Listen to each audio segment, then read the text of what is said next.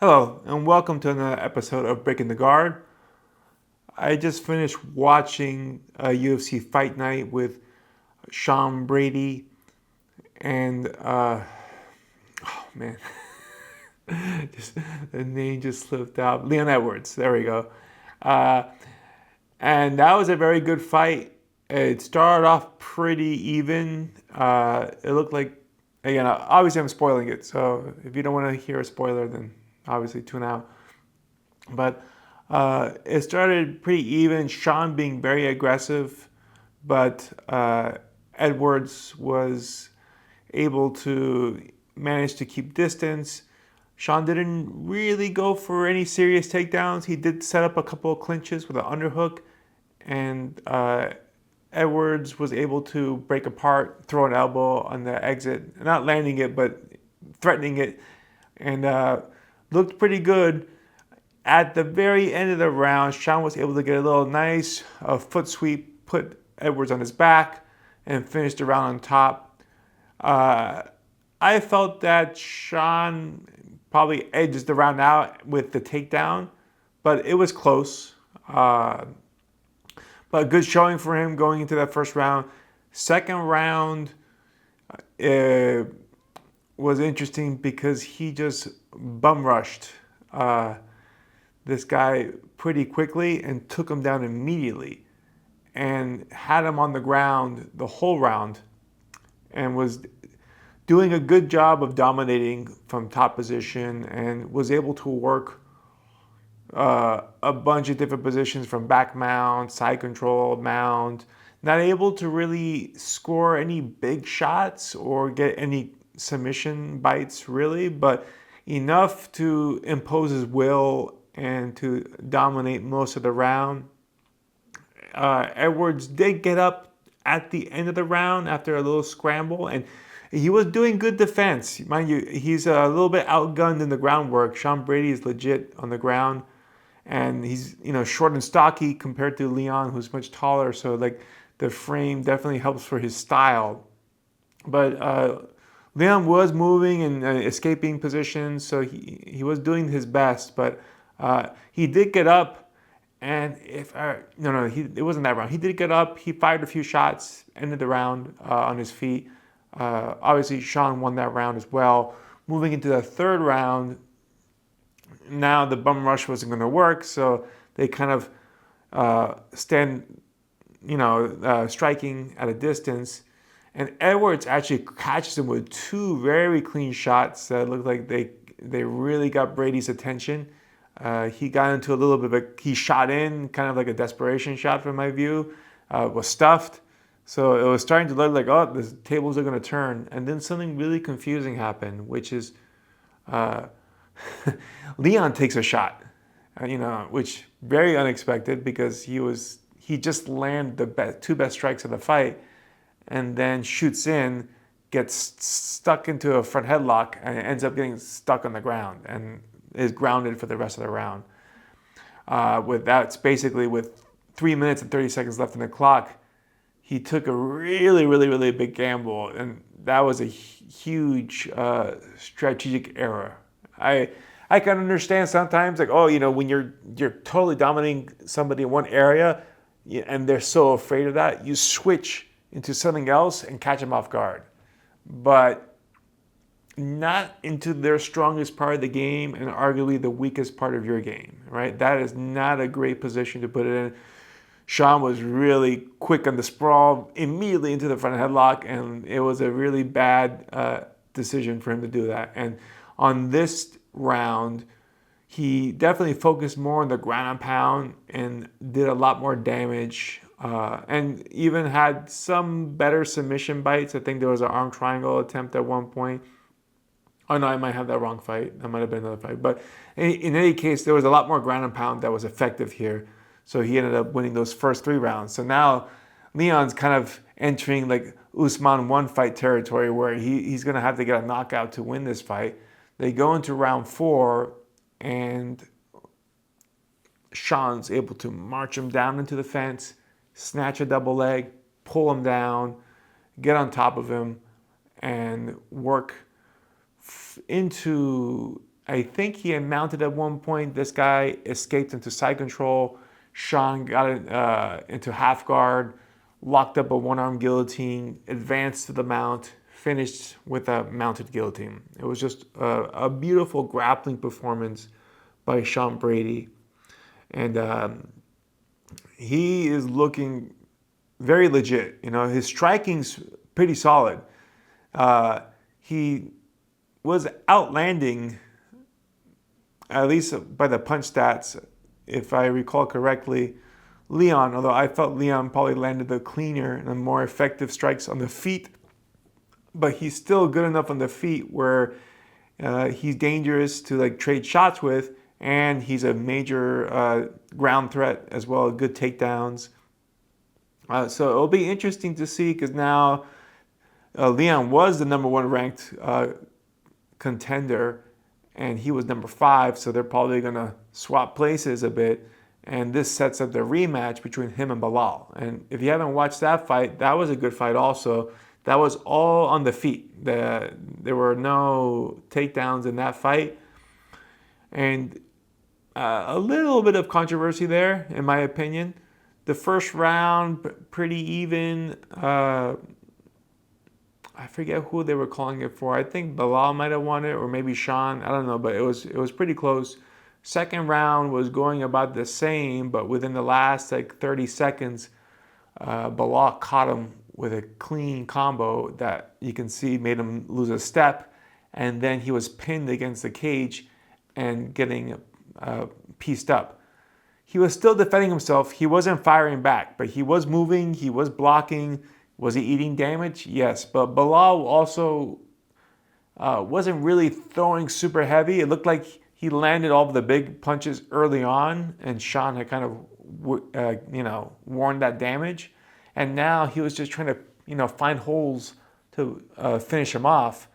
But there is like maybe 10 seconds left on the clock, and none of the punches that Belal's throwing seem to be having any more effect on Sean, right? Like he's just wobbled, but he's still moving, and the ref comes in to stop the fight. To me, early stoppage, right? Like, unless I see him collapse, or like he is hands down and just like being carried by the fence, eating shots. If a guy is moving his head around, blocking and taking shots, it's a fight. Yeah, that's what happens. Like, you're gonna get hit and you're gonna get rocked, and sometimes you're gonna have to shell up a little bit, and you'll eat some damage on your arms, but like you're not eating full power. And idea is that you're gonna recover as your opponent starts to wear out from trying to empty the tank to finish you. So I felt it was a bad call. I know the ref is not supposed to be looking at the time or use it as a consideration, but I'm just judging it from the standpoint that the damage wasn't getting worse. It was arguably getting better, right? Like, he wasn't landing the heavier shots now because I felt like he had spent most of his steam. So anyhow, some controversy there. So the rematch would be interesting. They both have a somewhat similar style, although I think Belal probably is a better striker. So it would be interesting to see how they would match up again, because I think Brady will probably shine better on the ground, particularly if he gets on top, versus if it's another stand-up fight. Belal is shown to be pretty crafty on his feet, even though a lot of people don't like him and his style, personality, whatever, but he is a very effective fighter. So that's a interesting matchup to see there, with two guys who are strong grapplers, right? So it's funny how in MMA it kind of goes in and out. Sometimes like, oh, jiu-jitsu is dead, and grappling, ground fighting is dead in MMA. It's all striking, and then all of a sudden it's kind of coming back a little bit now. Ground fighting is actually working and being very effective. Is just people finding those new balances. And I think also the weight classes are important. This was like a weight class where it does seem to translate pretty well if you can get people to the ground, right? So there was that fight. We also had Jan Blachowicz with Carlos Ulberg that I saw, which was another interesting fight on this card.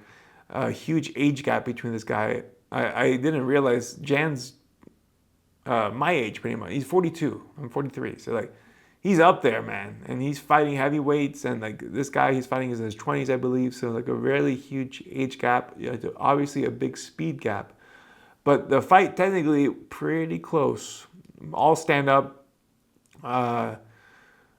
But Jan was able to at least win one of the rounds. I think it went to a decision. And again, spoiler alert, it went Carlos's way. He ended up winning. And I think that was probably the right decision. But he didn't run away with it. It was a very close fight. And a lot of point fighting, if you will. Not a lot of heavy shots landed. I mean, there were some, of course, they're heavyweights, but none of the fighters ever really got rocked. You know, it was more just, in my opinion, more like a technical sparring kind of situation. I think they both respected each other's power. Of course, they're both heavy hitters, but not the most exciting fight. It definitely opened up a little bit in the third round. It looked like Jan realized he was behind on the scorecards and tried to pressure in a little bit more, and that created a lot more opportunities. But I think they both fought it a little too conservative to make it an interesting fight.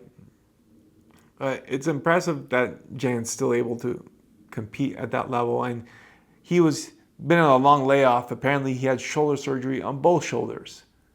So even more impressive, right? Because it's harder to recover the older you get. So the double shoulder surgery to step in to fight one of the guys that they're getting ready to set up on that title run, man, props to Jan for pulling that off. Because, again, did have a good performance. I just think strategically was a difficult fight to win. The last fight I got to see, Gunnar Nelson with Big Mouth. And my name recall is really suffering right now. It'll come to me. But you guys know, because I usually critique this gentleman, Kevin Holland. There we go. I critique him quite a bit because I always criticize him for not fighting smart.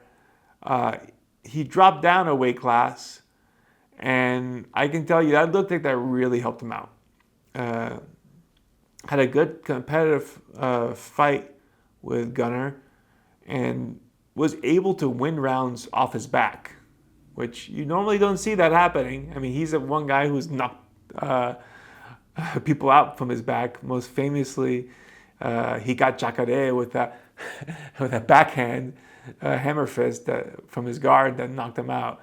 So you can't dismiss him, and people forget he's got a really long reach, 81 inches. That's huge. Right, especially for like I believe the weight class was 170 that they're fighting at. That's a really long reach, right?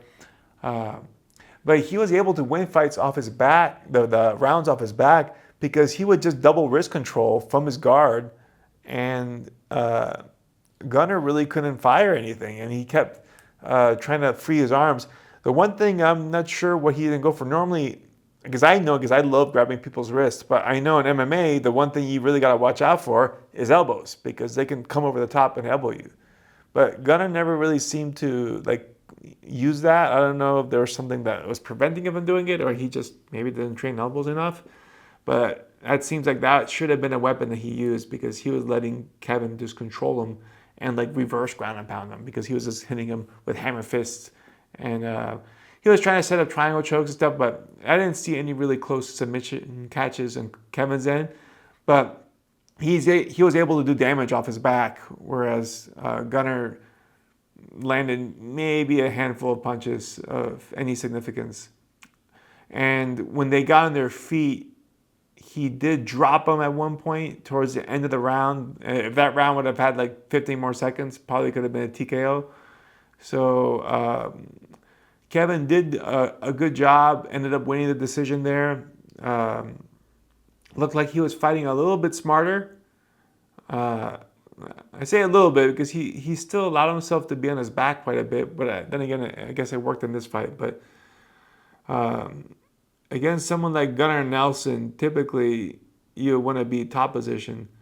But I don't know. Like I said, he worked reverse ground and pound. Like he was controlling one wrist, hammer fisting with the back, and doing some up kicks and chopping and whatnot. So he was making it work. So I can't criticize that too much.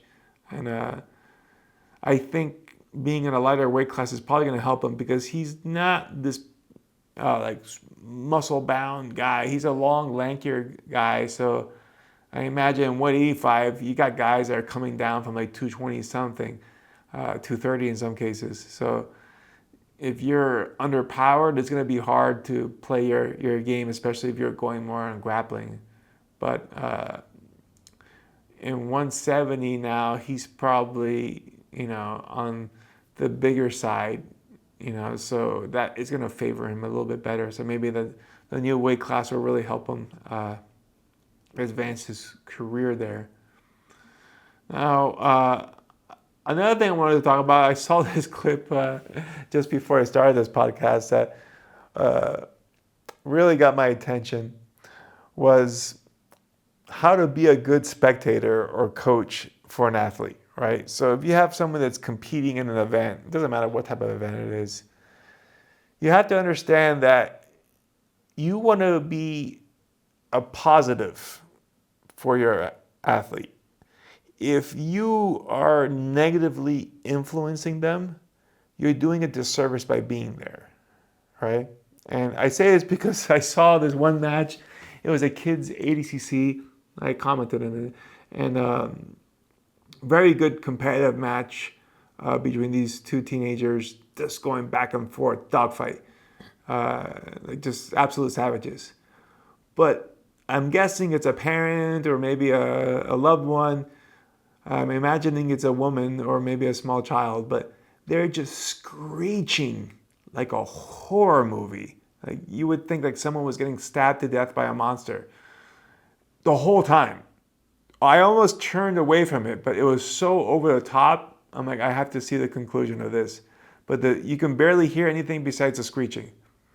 And rest in peace to her throat, because my God, like so loud and, over the top, just out of control, right? And I get it. I don't have children, but I understand if you're very invested. I'm imagining this as a mother or, maybe a girlfriend or something. I don't know. I'm imagining a mom. I could be totally wrong. If I am, sorry. But that's the impression I'm getting because it's just total fear and panic in the screeching, which is not a great thing to pass in, especially if you're close to that competitor and they sense your fear and your panic. That's normally not a motivating force, right? At best, it's distracting you. At worst, it's spreading panic and fear into you, right? That's not encouraging. And the last thing I need if I'm in a dogfight is somebody who's freaking out, right? That's only going to make me want to freak out.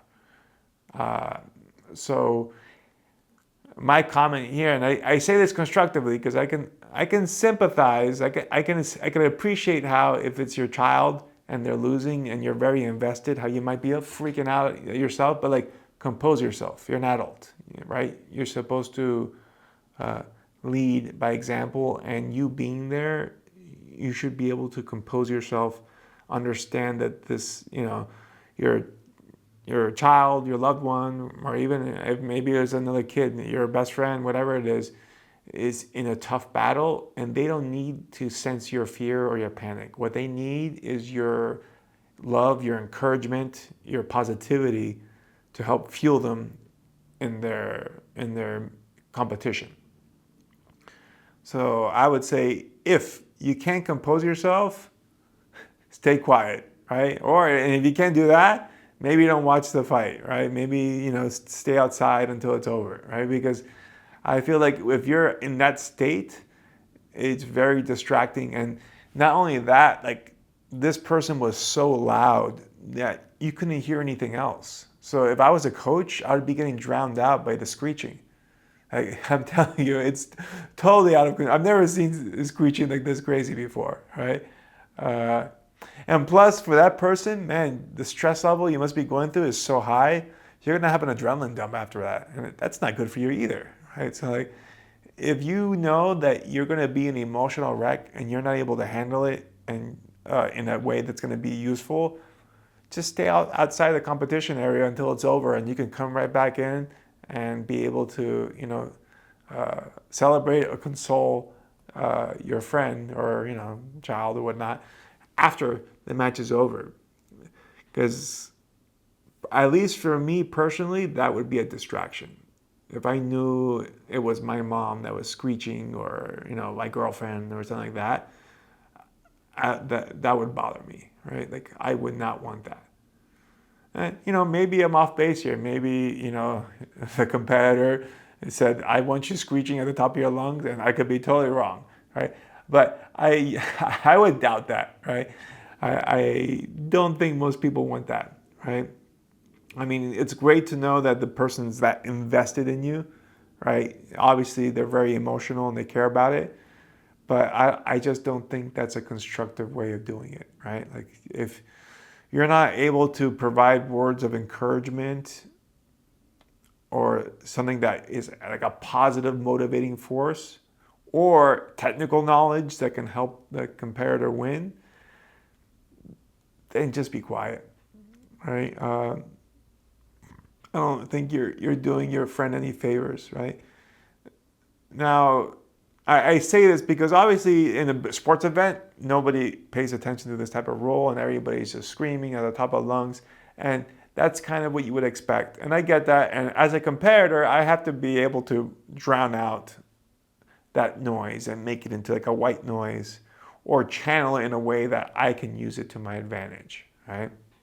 But if you're a friend or you're an acquaintance or somebody that you're there to support this person, I believe there's better ways to supporting them than just screeching, right?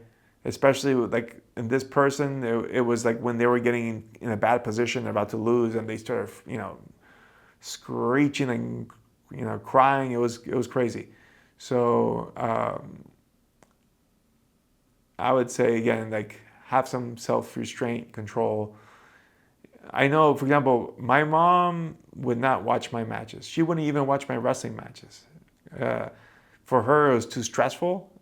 And I think the one that she went to watch, she just had her hands over her face the whole time, and she just waited for the match to be over for someone to tell them what happened, right? Or to tell her what happened.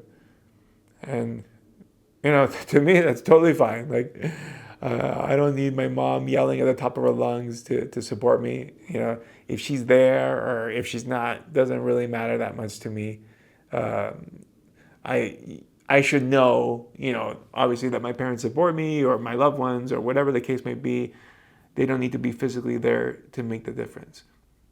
But if they do, at least communicate to your supporters what would be the best thing they can do for you, right? And this is something that, as an athlete, you also need to communicate to your coach. And a good coach should be asking you this as well, right? Like, what are the cues? Like, what things I need to say to you to get you going, right? Like, what's going to rile you up? What's going to, like, calm you down?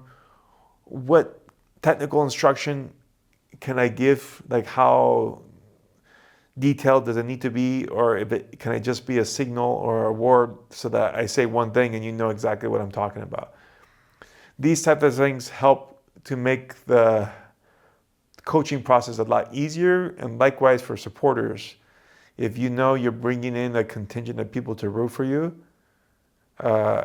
in these type of competitions, especially like Nagas and Grappler's Quest and AZC, where everybody can get up close to the mat, you would definitely want something that was useful. Like, I know that one got my attention because as a coach, I would be upset with that situation because I wouldn't be able to get anything across because nothing was getting past that screech, right? That was just, maybe the way it was recorded magnified it. I don't know, but like the number one comment was like, "What the hell is going on with the screeching? That out of control, this and that." Like, it was just, it drowned out everything. Maybe whoever the audio person was, the lady or the person that was screeching was right next to it, but it sounded completely obnoxious, over the top. And as a coach, I would be talking to that parent to the side, like, hey, listen, you gotta calm down. That's not helping your child compete. Like, I would be having the same type of talk with them, right? So uh, I think, one, if you are that parent, check yourself, right? Make sure that you can come proper and be an asset to that environment, versus being a distraction, or at worst, like an impairment, right? And two, as a competitor, you should be understanding which type of people you want around you or watching you compete that will benefit you. Like, some people do want a loved one there. Like, it feels like they believe that's their reason for competing, that's their motivation, right? So like, they want to see that person there, or that's their biggest supporter, and that's totally fine. But then set the stage so they know how to behave and they know how to help you best, right? If you know that a certain person wants to be there, but it's going to be a very bad influence for you, you should ask that person not to go. Simple as that, right? I know some people don't like their girlfriends watching, right? Because they feel like it's too distracting for them. And if that's the case, that's totally fine. Just let them know. They shouldn't take it personally, right? It's about you doing your performance, you're doing a job, right? So whatever is going to help you do that best, you need to be able to set up that environment as best you can. And finally, as a coach, if your athlete's not proactive in doing these things, you need to be doing them as well, right? And in particular, understanding what type of cues I'm going to be giving my athlete during a match. Like we watched the UFC Fight Pass number 10, and my wife was commenting on the coaching, particularly with Danaher, because he barely says anything, if anything at all. And he's just sitting there watching for the most part, not a lot of coaching going on. And she's like, why isn't he saying anything? And I'm like, well, his philosophy is very different than most. He believes that he's only there to give technical instruction, and if there is no obvious thing that he needs to fix, he's not going to say anything. He doesn't believe in emotional support or positive motivation or anything like that. So unless it's technical in nature, he's not going to say anything. And I think for the most part, since his athletes and competitors are so technical and skilled, he really doesn't have to say anything, right? It's very rare for him to have to say something. And you can see there's matches where he just almost says nothing. So, when he does speak, he is very calm. It's never yelled or frantic. He normally just says it in a conversational tone. So that's a style that's unique to him, right? You could see in fights, there's people who are super emotional. They're yelling and stuff. And again, there's differing philosophies on this, right? Some people feel that by conveying forceful energy, you are going to pass that type of energy into the athlete, right? And I believe that is true of certain people, right? Sometimes you need to get smacked around a little bit, perhaps even verbally, to get yourself going, right? Other people respond better with just calm, assertive messaging.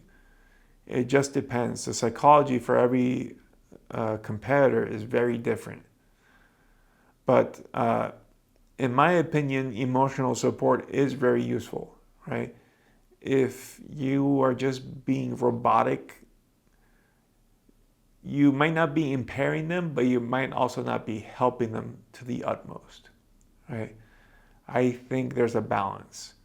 I believe that some yelling or shouting or some emotional support does have effects, right? I know I have felt the positive effects of it. I've also felt negative effects of it, right? I've had times where I remember once that was my very last wrestling match of my high school career. I was down, I think it was like 5-2, maybe like 30 seconds left. I just went out of bounds and I was panicking, right? Because I'm like, how am I going to make up these points? And then I looked, while I went out of bounds, as I'm coming back in, I looked over to my coach and I go, what do I do? And I think it was the assistant coach just goes, do something, Dave. And I was like, I remember at that moment, like, oh, thanks. That's very useful. I know I have to do something, but what am I going to do, right? I was just a ball of energy just going crazy, but I didn't have any guided direction, right? And I think, obviously, by the coach or assistant coach, I forget who it was that said that, they were also panicking, right? They didn't have something to think of to tell me what to do. And that kind of fueled me even more because I just went spazzy, right? I ended up losing that match, right? So that wasn't a constructive use of coaching, right? He should have just told me some specific instruction. Even if it was wrong, at least I would have focused my energy in a way that was conducive, right? So the coach doesn't want to be compromised by his emotions, but he has to know what emotions will get the fighter going, right? Again, some fighters need lots of positive reinforcement, right? Some fighters need some negative reinforcement, right? They need to be put, at the bottom so that they rise up, right? So that's why, like I said, it's different. So it's hard to, I can't tell you one recipe that's going to work for everybody. It's different for everybody because psychologically we're all very different. And I know that's one of, I don't know, but I believe that's one of John's arguments, which is like everybody's very different psychologically. I'm not going to try to learn them all. I'm just going to focus on what I know how to do, which is great technical instruction. So I can't fault them for that logic. That's sound. I'm just saying that there is something being missed because there is, I believe the optimal pattern is both having great technical instruction and also having some emotional, motivational support based that's specific to that athlete.